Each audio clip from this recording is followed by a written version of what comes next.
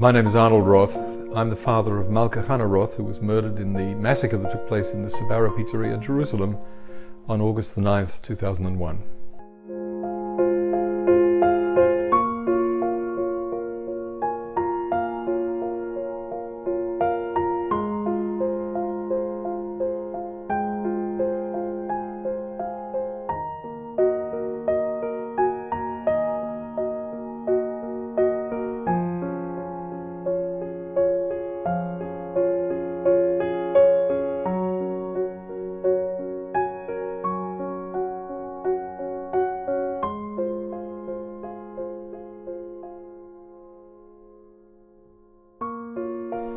I was running a drug development company here in Jerusalem. I was the chief executive, and at 2 o'clock I got back to my desk, having had lunch with some colleagues, and my wife was on the phone. She was screaming into the phone. She said, "There's been a pigua in the center of town and I can't reach the children." I'm thinking that at about 3, having been unable to reach Malki in any way,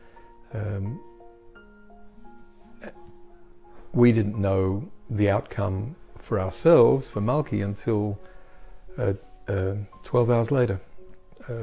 In between, we went through what you can only imagine a family would go through. We weren't able to find Malki anywhere. I went to one of the major hospitals, and we thought that she might be there. She wasn't. 2 o'clock in the morning, our sons who went there with the social worker phoned home, and I took the call, and it was very bad news. They found their sister, and that was...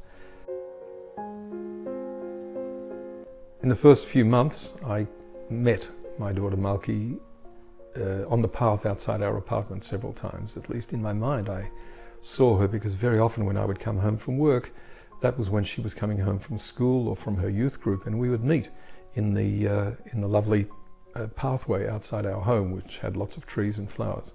"Malki, you're a precious person. Somebody took your life, and we'll never be the same without you."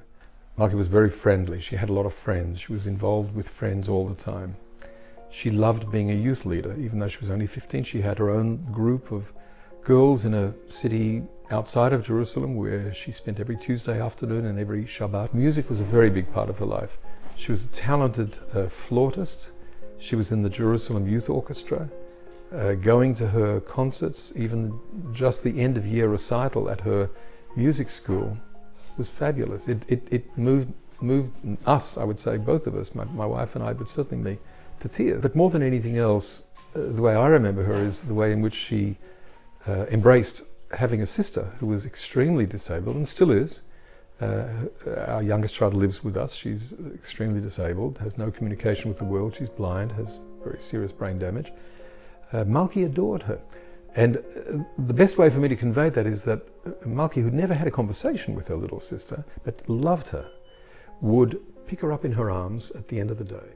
I think if I had the opportunity to say something that Malki might say if she were here and 37 years old, which is what she would be today, I think she would say, one of the most precious things that any of us can do is to help children with disabilities and the families who love them and are looking after them. Malki was all about that, all about helping people to understand how much power they have in their hands, even when there's nobody there to say thank you. During the 7 days of mourning, the Jewish traditional period in which the family is surrounded by friends, we gathered, my children and I, and decided that we wanted to memorialize her life. And the decision was, let's help other people in the same way that Malki helped her sister. And so we help families, like my own family, who make the decision to keep a very disabled child at home. In the 21 years, we have helped between 3,000 and 4,000 families. We've provided about 70,000 therapy sessions at our expense, at the expense of the money that we've raised from generous supporters. And we've provided facilities to families who are looking after a child with special needs at home, being able to do these things and to be able to say to people, this is being done in the name of a wonderful girl. That's something that makes us very proud, and it also does a lot of good in the community. It's called the Malki Foundation, and everything that it does is done to honor Malki's memory.